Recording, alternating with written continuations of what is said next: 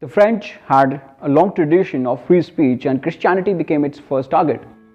In fact, the concept of free speech, liberty, democracy and a written constitution in modern age began with the French and the Americans. In the recent terror attack in French cities, Sweden and Denmark have brought back the concept of free speech versus radicalism on the forefront. In Islam, Trinity of Allah, the Prophet Muhammad and the Quran has the supreme authority. And I neither confirm nor deny about Islam being a religion of peace. But let's suppose for the sake of argument that Islam is a religion of peace and it talks about no violence at all against other religions, which is a fallacy, but still let's assume it for a moment. Now this peaceful religion has a limitation to its peace clause. The moment you question the Allah or the words of Prophet Muhammad or anything written in the Quran, you just happen to violate that peace clause and just turned yourself to the brutal treatment prescribed in that book itself. Now I don't claim to be a scholar of Islam. I just go by the words of the most liberal voices in Islam. Let's assume for the sake of argument that Prophet Muhammad might have been the most progressive religious preacher in the world. But the treatment Prophet Muhammad prescribed to the non-believers, apostates and the idolaters like Hindus is despicable. According to the Quran, you have to take the words of Quran as the words of Allah, exactly the way it is prescribed. And if anything and anyone questions the words of Allah and His Prophet Muhammad deserves to be beheaded. And mind one thing, people, this beheading is allowed for the person who just questioned the words of Allah and the Prophet, as it is considered a mischief against Islam. Now you can imagine what treatment is supposed to be meted out to the person who jokes about Islam or Prophet or Allah or makes stupid cartoons of him. A few days back, an Irani ex-Muslim, Arman Nawabi, published a photo of the Hindu goddess of Kali. And there was a lot of furor over such publication on the social media and internet.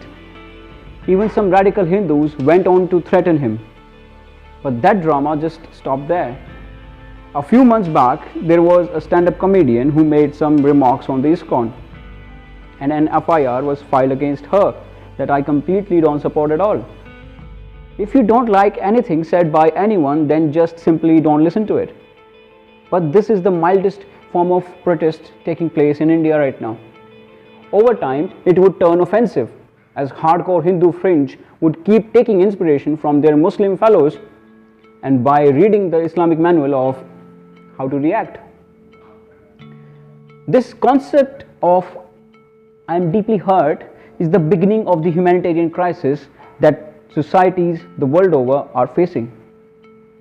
And Muslims are leading this battle with sword, as Hindus and other religious bodies closely following by wielding lathis. It's not a good sign at all. A couple of years ago, another stand-up comedian made fun of the Hindu god Ganesh. Hindus resorted to protest on social media, and few days later the controversy died down. But the precedents that Muslims are setting or have set since centuries is inspiring the Hindu fanatics to take offense of everything. Surprisingly, Hindus don't inspire themselves with their own godly precedents of ignorance. From threatening to cut Deepika Padukone's nose to raping the women of the left, all such behavior is turning the once peaceful community into a crypto-Islamic religion that will have no place for mockery, satire or inquiry. What Islam is doing around the world is enough to show about what goes in its head. Problem is not about the Islamic fanatics killing the innocent in France or Sweden. It's about the Muslim at large around the world supporting the killing. In India, student body of Aligarh Muslim University praised the killing of that teacher in France.